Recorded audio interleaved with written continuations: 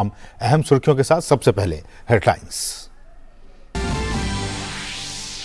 प्रधानमंत्री नरेंद्र मोदी और जापान के पीएम फूमियो किशिदा के बीच हिरोशिमा में हुई द्विपक्षीय वार्ता।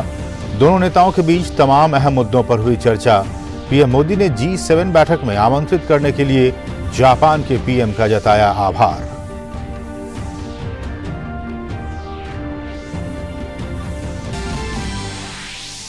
प्रधानमंत्री ने हिरोशिमा में महात्मा गांधी की आवक्ष प्रतिमा का किया अनावरण।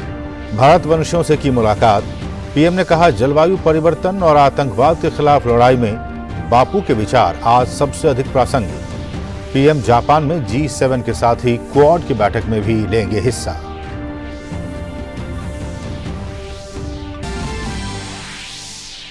हिरोशिमा में G7 के सम्मेलन में पहले दिन रूस यूक्रेन युद्ध, जलवायु संकट और महामारी जैसी कई चुनौतियों पर हुई बात। साझा बयान में कहा गया, यूक्रेन के खिलाफ रूस के अवैध, अनुचित और अकारण युद्ध के खिलाफ हम हैं एक साथ। G7 के भागीदार देश के रूप में पीएम मोदी भी 3 औपचारिक सत्रों में लेंगे हिस्सा। उपराष्ट्रपति जगदीप धनखड़ आज चंडीगढ़ के दौरे पर रहेंगे।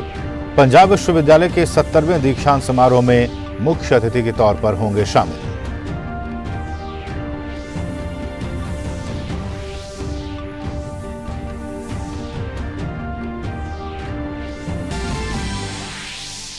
केंद्रीय गृह मंत्री अमित शाह आज गुजरात के दौरे पर।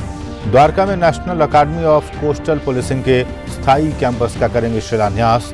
द्वारकाधीश मंदिर में करेंगे पूजा अर्चना।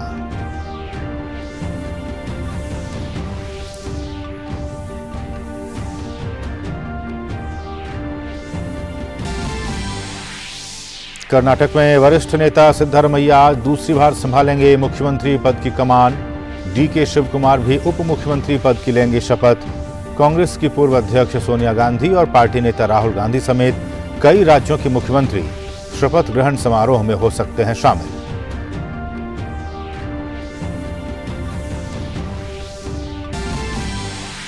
और आरबीआई ने 2000 के नोट बाजार से वापस लेने का किया फैसला। फिलहाल बाजार में मौजूद 2000 के नोट रहेंगे वैध। 23 मई से 30 सितंबर तक ये नोट बैंक में जमा कर सकते हैं या फिर आप इसे बदल सकते हैं। और अब सभी खबरें विस्तार से।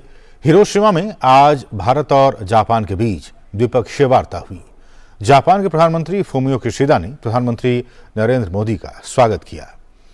दोनों देशों के बीच तमाम अहम मुद्दों पर चर्चा हुई।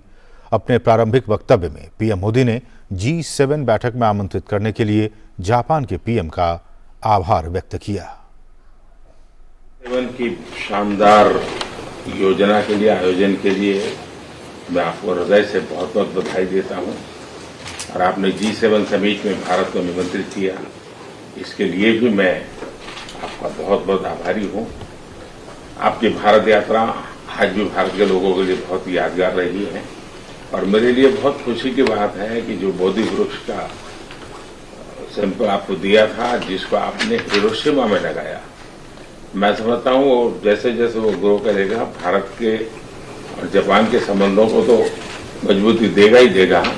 लेकिन मुझे पूरा विश्वास है कि ये वो वृक्ष है जो बुद्ध के विचारों का अमरत्व प्रदान करता है। और ऐसी पवित्र वस्तु को हिरोशिमा में और आपके होम टाउन में इतने गौरव से लगाना, जब भी ये भारतीय नागरिकों को ये जानकारी मिलेगी, उनके लिए वो बहुत खुशी की पल होगी। और जापान के पीएम फूमियो किशिदा के साथ द्विपक्षीय वार्ता के बाद पीएम मोदी ने हिरोशिमा में महात्मा गांधी की आवक्ष प्रतिमा का अनावरण किया। पीएम ने वहां उपस्थित भारतवंशियों से बातचीत भी की। लोग पीएम की एक झलक पाने के लिए उत्साहित दिखे। इस मौके पर प्रधानमंत्री ने कहा कि आज दुनिया के सामने जलवायु परिवर्तन और आतंकवाद सबसे बड़ी चुनौती है और ऐसे में इन संकटों से निपटने के लिए बापू के विचार आज सबसे अधिक प्रासंगिक हैं। पीएम जापान में G7 के साथ ही क्वाड की बैठक में भी हिस्सा लेंगे।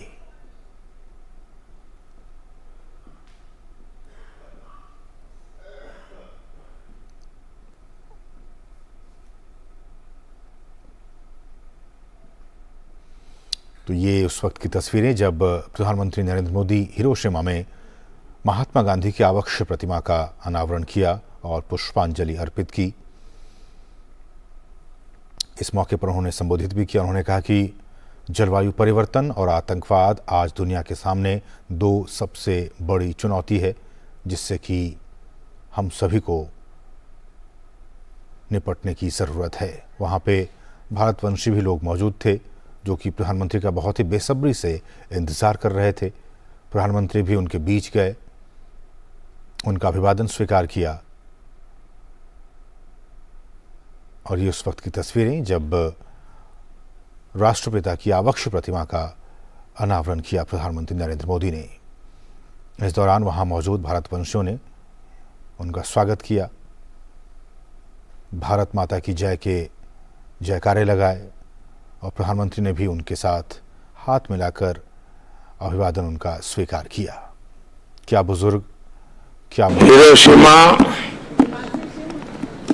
ये नाम सुनते ही आज भी दुनिया थरथरा उठती है, कांप जाती है। G7 समिट की मेरी इस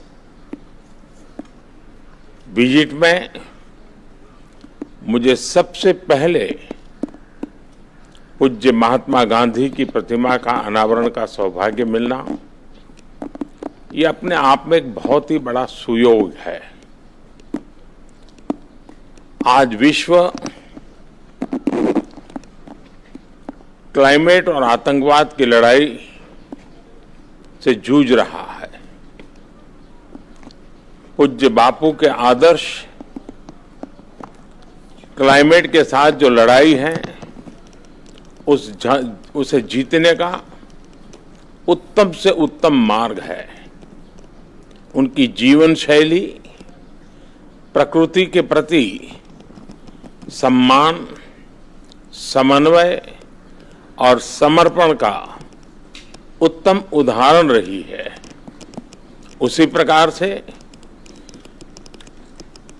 बुद्ध और गांधी की धरती, जिसने विश्व को शांति का संदेश दिया, हिरोशिमा की धरती पर, और जापान जो कि भगवान बुद्ध के विचारों के से पल्लवित पोषित है, वहां पूज्य बापू की प्रतिमा अहिंसा के, करुणा के उन विचारों को आगे ले जाने में बहुत बड़ी प्रेरणा बनेंगे। मेरे लिए खुशी की बात है कि जापान के प्रधानमंत्री पिछले दिनों जब भारत आए थे, तो मैंने उन्हें बौद्ध गया से लाया हुआ एक पवित्र वृक्ष का पौधा दिया था। और आज उन्होंने मुझे बताया कि उन्होंने उस बोधि वृक्ष का पौधा था, वो हिरोशिमा के गार्डन में लगाया है, ताकि हिरोशिमा याद आते ही शांति के महत्व दुनिया समझ सकती है। मैं पूज्य बापू को आदरपूर्वक श्रद्धांजलि देता हूं। मैं हिरोशिमा का मेयर का, यहाँ की काउंसिल का, जापान गवर्नमेंट का हृदय से आभार व्यक्त करता हूं कि उन्होंने पूज्य बापू की प्रतिमा को यहाँ पर स्थान दिया और मुझे आज उसका लोकार्पण करने का अवसर दिया है। हम सब पूज्य बापू के आदर्शों को जानने का, जीने का और जगत के कल्याण के रास्ते पर चलने का प्रयास करें, यही उनको सच्ची श्रद्धांजलि होगी। और जापान के हिरोशिमा में शुक्रवार को 3 दिवसीय G7 शिखर सम्मेलन की औपचारिक तौर पर शुरुआत हुई। नेताओं ने एक सहकारी अंतर्राष्ट्रीय समाज विषय पर प्रौद्योगिकी के तेजी से प्रसार पर चर्चा की। G7 देश के नेताओं ने यूक्रेन रूस संघर्ष पर विस्तृत चर्चा के बाद एक साझा बयान भी जारी किया। इसमें यूक्रेन को सुरक्षा सहायता जारी रखने और रूस पर और नकेल कसने के लिए प्रतिबद्धता जताई गई। पीएम मोदी आज सम्मेलन के 3 औपचारिक सत्रों में हिस्सा लेंगे। विश्व युद्ध के दौरान मानवता को कलंकित करने वाले घृणित कृत्यों का शिकार होने वाला जापान का शहर हिरोशिमा। दुनिया एक बार फिर युद्ध के प्रभाव से जूझ रही है और विरासत में मिले अपार दुख दर्द वाला यह शहर दुनिया के सबसे शक्तिशाली 7 देशों के संगठन G7 की मेजबानी कर रहा है। दुनिया को ऐसी आपदा से बचाने की उम्मीद के बीच 3 दिवसीय G7 शिखर सम्मेलन की औपचारिक शुरुआत हुई। सम्मेलन के पहले सत्र में नेताओं ने एक सहकारी अंतर्राष्ट्रीय समाज पर चर्चा की। इस दौरान प्रौद्योगिकी के तेजी से प्रसार, आर्टिफिशियल इंटेलिजेंस का उपयोग और विनियमन करने के बारे में विचारों का आदान प्रदान किया। इस मौके पर फूमियो किशिदा ने कहा कि दुनिया इस समय रूस यूक्रेन युद्ध, जलवायु संकट और महामारी जैसी कई चुनौतियों से जूझ रही है। ऐसे में हम हिरोशिमा से अंतर्राष्ट्रीय समुदाय के बीच इनके समाधान पर जोर दे रहे हैं। दुनिया जलवायु संकट, महामारी और यूक्रेन पर रूसी आक्रमण जैसे कई संकटों का सामना कर रही है। इन परिस्थितियों में G7 को और प्रभावी ढंग से अंतर्राष्ट्रीय समुदाय के सामने आने वाले महत्वपूर्ण मुद्दों का समाधान देना चाहिए और दुनिया का नेतृत्व करना चाहिए। वहीं दूसरे सत्र में G7 नेताओं ने यूक्रेन के खिलाफ रूस की आक्रामकता के संबंध में खुलकर अपने विचारों का आदान प्रदान किया। नेताओं ने साझा बयान जारी करते हुए कहा कि यूक्रेन के खिलाफ रूस के अवैध, अनुचित और अकारण युद्ध के खिलाफ एक साथ खड़े हैं। रूस की आक्रामकता के कारण पिछले 15 महीने में हजारों लोगों की जान गई है। साथ ही साथ यूक्रेन के लिए हमारा समर्थन कम नहीं होगा। बयान में रूस की अवैध कार्रवाइयों के प्रभाव को कम करने की प्रतिबद्धता व्यक्त की गई। नेताओं ने साथ ही जोर दिया कि रूस अपनी ओर से जारी युद्ध को तुरंत और पूरी तरह से और बिना शर्त के रोक दे और अपने सैनिकों एवं सैन्य उपकरणों को वापस बुला ले। बयान में रूस द्वारा जापोरिजिया परमाणु ऊर्जा संयंत्र की गैर जिम्मेदाराना जब्ती और सैन्यकरण पर गंभीर चिंता व्यक्त की गई है। इसके अलावा G7 नेताओं ने यूक्रेन को सुरक्षा सहायता जारी रखने के लिए प्रतिबद्धता जताई है। सम्मेलन के मुख्य एजेंडे में यूक्रेन युद्ध एक है। यूक्रेन में रूसी आक्रामकता को रोकने की आर्थिक प्रतिबंध समेत दूसरे कदम उठाए गए हैं, लेकिन इसका प्रभाव उस हद तक नहीं दिखाई दिया जितनी उम्मीद की जा रही थी। अब रूस पर और नकेल कसने की तैयारी हो रही है। ब्रिटेन और यूरोपीय संघ ने यूक्रेन के समर्थन में रूस के हीरे सहित कई सामानों के आयात पर प्रतिबंध लगाने का फैसला किया है। सम्मेलन में इस बात पर आम सहमत बनाने की कोशिश की जाएगी। इसके तहत हीरे, तांबे, एल्युमिनियम समेत कई धातुओं के आयात पर प्रतिबंध लगाने की तैयारी की गई है। सम्मेलन से इतर G7 के यूरोपीय संघ के नेताओं ने एक गोलमेज चर्चा की। बैठक के दौरान यूक्रेन में जारी रूस हमले पर चिंता जताई गई। वहीं प्रधानमंत्री नरेंद्र मोदी सम्मेलन में हिस्सा लेने के लिए हिरोशिमा पहुंचे। प्रधानमंत्री सम्मेलन के 3 औपचारिक सत्र में हिस्सा लेंगे, जिनके विषय बहुसंख्यक संकटों का समाधान करने के लिए मिलकर काम करें, अनुकूल और सतत गृह के लिए साझा प्रयास और शांतिपूर्ण, स्थिर और समृद्ध दुनिया की ओर है। प्रधानमंत्री इसके अलावा क्वाड नेताओं के साथ बैठक भी करेंगे। सम्मेलन में हिस्सा लेने पहुंचे G7 के सदस्य देशों के नेताओं ने हिरोशिमा पीस मेमोरियल पार्क में पुष्प अर्पित कर परमाणु हमले के पीड़ितों को श्रद्धांजलि दी। इस मौके पर सभी नेताओं ने पार्क में पौधे भी लगाए। वहीं आयोजन स्थल के बाहर प्रदर्शनकारियों की भीड़ भी दिखी। यह प्रदर्शनकारी वैश्विक नेताओं से विश्व शांति और परमाणु हथियारों के इस्तेमाल से दूरी बनाने का आग्रह करते दिखे। मैं युद्ध के बिल्कुल खिलाफ हूँ। मैं परमाणु हथियारों के इस्तेमाल के खिलाफ हूँ, इसलिए मैं यहाँ आई हूँ। यूक्रेन के राष्ट्रपति जेलेंस्की भी शिखर सम्मेलन में हिस्सा ले सकते हैं।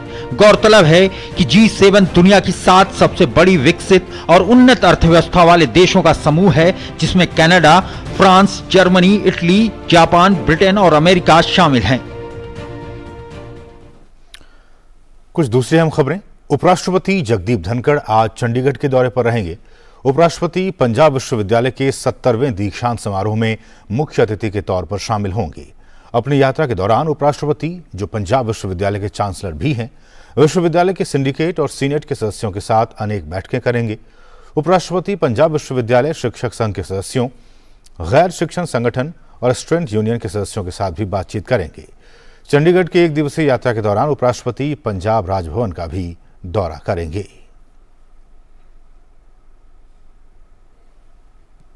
केंद्रीय गृह मंत्री अमित शाह आज गुजरात के दौरे पर रहेंगे। गांधीनगर नगर निगम के विभिन्न विकास कार्यों का उद्घाटन और शिलान्यास करेंगे। अमित शाह द्वारकाधीश मंदिर में पूजा अर्चना करेंगे। द्वारका में national academy of coastal policing के स्थायी कैंपस का वो शिलान्यास करेंगे। शाम को गांधीनगर लोकसभा क्षेत्र में खिलौना वितरण कार्यक्रम में शामिल होंगे। अपने दौरे के दौरान अमित शाह आदि शंकराचार्य सहजानंद सरस्वती से भी मुलाकात करेंगे।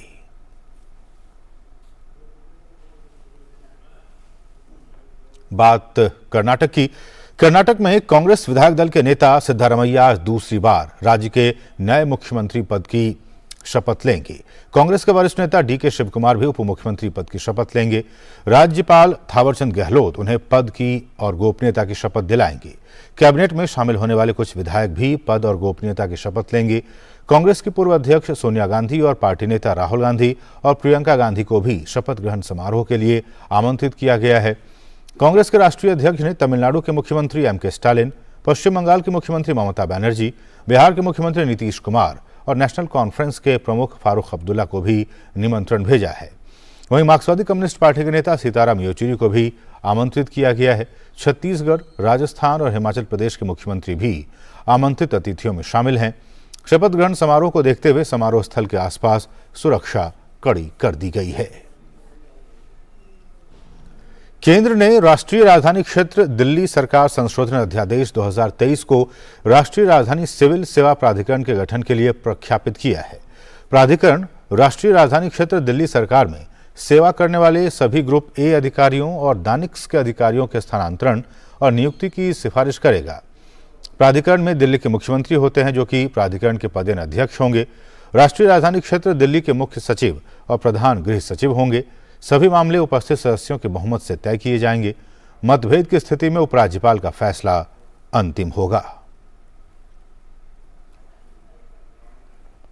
विश्वविद्यालय अनुदान आयोग यानी यूजीसी के अध्यक्ष एम जगदीश कुमार ने कहा है कि मणिपुर में कानून व्यवस्था की स्थिति को देखते हुए राज्य में साझा विश्वविद्यालय प्रवेश परीक्षा 29 मई से आयोजित की जाएगी।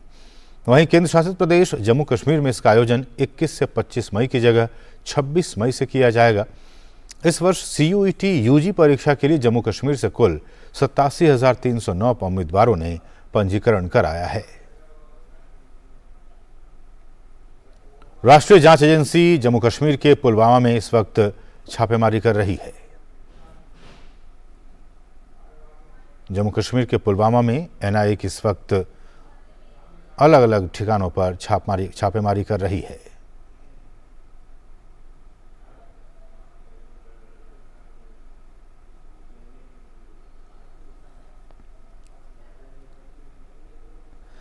भारतीय रिजर्व बैंक 2,000 रुपए के नोट को वापस लेने जा रही है। रिजर्व बैंक ने बैंकों को सलाह दी है कि वे तत्काल प्रभाव से 2,000 रुपए मूल्य वर्ग के बैंक नोट जारी करना बंद करें। हालांकि 2,000 रुपए मूल्य वर्ग के बैंक नोट वैध मुद्रा बने रहेंगे। अगर 2,000 रुपए के नोट आपके पास भी हैं तो बैंक में जाकर इसे बदलवाना होगा। भारतीय रिजर्व बैंक ने बयान जारी कर कहा है कि बैंकों से वे 30 सितंबर 2023 तक 2,000 रुपए के नोटों के लिए जमा करें या फिर विनिमय सुविधा प्रदान करें।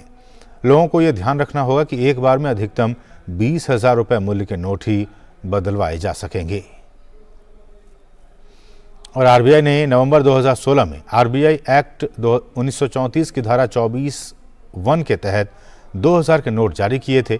आरबीआई ने कहा कि 2,000 रुपए के बैंक नोटों को लाने का मकसद एक बार पूरा हो जाने के बाद 2018-19 में 2,000 रुपए के नोटों की छपाई बंद कर दी गई थी। उस समय तक अन्य मूल्य वर्ग के बैंक नोट पर्याप्त मात्रा में उपलब्ध हो गए थे। आरबीआई ने यह भी बताया कि मार्च 2017 से पहले 2,000 रुपए मूल्य वर्ग के बैंक नोटों में से लगभग 89% जारी किए गए थे। हिरोशिमा में प्रधानमंत्री नरेंद्र मोदी और दक्षिण कोरिया के राष्ट्रपति यू सुक योल के बीच द्विपक्षीय वार्ता इस वक्त हो रही है। दोनों नेताओं के बीच तमाम द्विपक्षीय और अंतर्राष्ट्रीय मुद्दों पर बातचीत हो रही है। तो ये तस्वीरें जब प्रधानमंत्री नरेंद्र मोदी की साउथ कोरिया के राष्ट्रपति यून सुक योल से मुलाकात हुई और इस दौरान बहुत सारे अहम मसलों पर बातचीत हुई। हमारे सहयोगी सुधाकर दास इस वक्त ताज़ा अपडेट के साथ जुड़ चुके हैं हिरोशिमा से। सुधाकर, आपका स्वागत है। और जैसा कि हम तस्वीरों में देख पा रहे हैं, बहुत ही गर्मजोशी के साथ दोनों नेताओं के बीच बातचीत हो रही है, मुलाकात हुई है। क्या कुछ अहम मुद्दे रह सकते हैं इस बातचीत में? देखिए, बहुत इम्पोर्टेंट बातचीत हम जानते हैं कि ये दूसरी द्विपक्षीय बातचीत है जो प्रधानमंत्री मोदी की हो रही, इससे पहले उन्होंने जापान के प्रधानमंत्री से मुलाकात की थी, कई अहम मसलों पर बातचीत हुई थी। रिपब्लिक ऑफ कोरिया की अगर बात की जाए तो भारत का एक बहुत अहम साझेदार है, खासतौर से अगर आर्थिक रिश्तों की बात की जाए तो काफी बेहतर आर्थिक रिश्ते हैं। साल 2021 में बायलैटरल ट्रेड जो है रिपब्लिक ऑफ कोरिया के साथ तकरीबन $24 बिलियन था। तो बावजूद इसके आप देखिए कि 2021 को पैंडेमिक ईयर भी माना जाता है। काफी अहम क्षेत्रों में अगर बात व्यापार की जाए तो इंडिया की तरफ से कई चीजें जो कोरिया को एक्सपोर्ट की जाती है, चाहे मिनरल फ्यूल्स की बात हो, ऑयल डिस्टिलरीज की बात हो, सीरियल्स की बात हो, आयरन स्टील की बात हो। और कोरिया की तरफ से अगर बात की जाए तो भारत में automobile part, telecommunication equipment, petroleum refined product, base lubricant oil और कई चीजें निर्यात की जाती है। और निश्चित तौर पर जो भारत और कोरिया संबंध ऐतिहासिक संबंध रहे हैं, काफी पुराने समय तक ये संबंध जाते हैं। कोरिया के वॉर में भारत की एक बहुत महत्वपूर्ण भूमिका रही थी।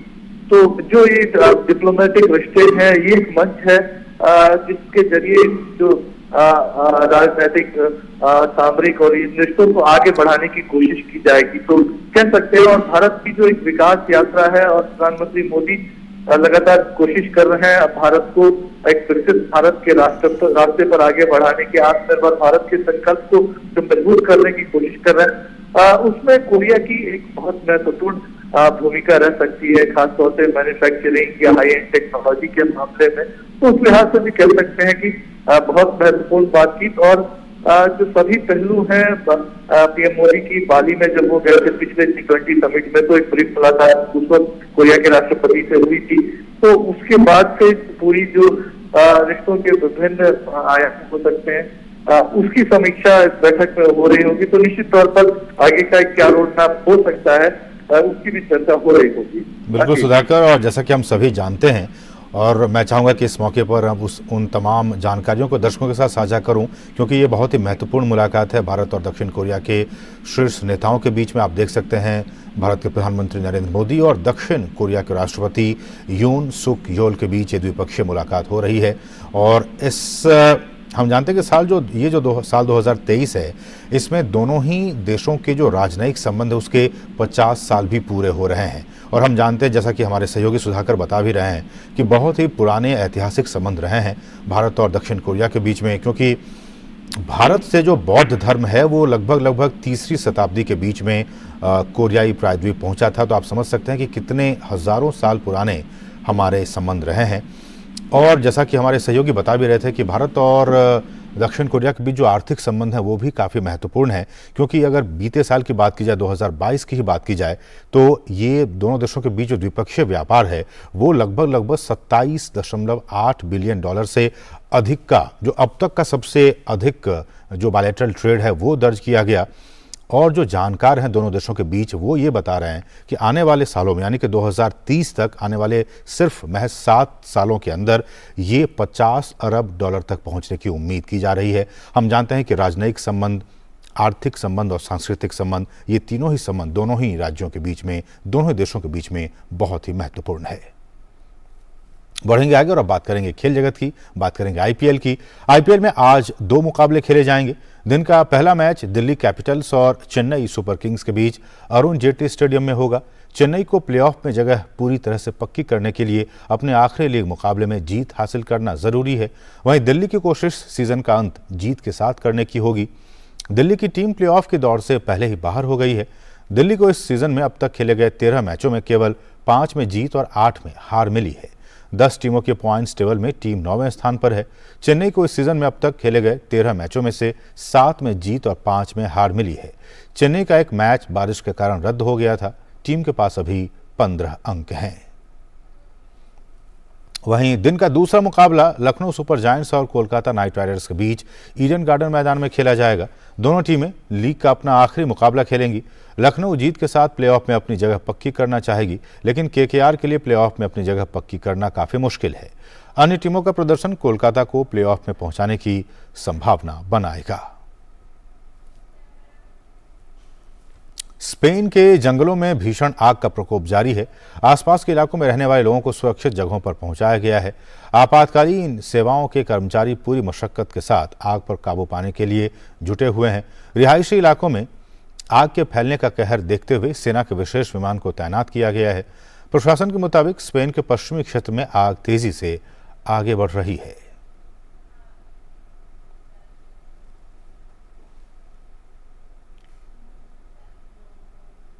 और आज विश्व मधुमक्खी दिवस है।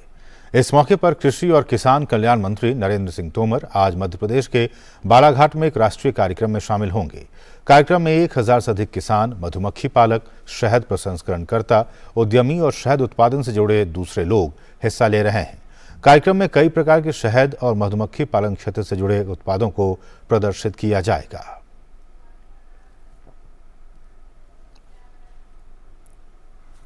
तो इसके साथ ही इस बुलेटिन में बस इतना ही। हमें दीजिए अनुमति। नमस्कार।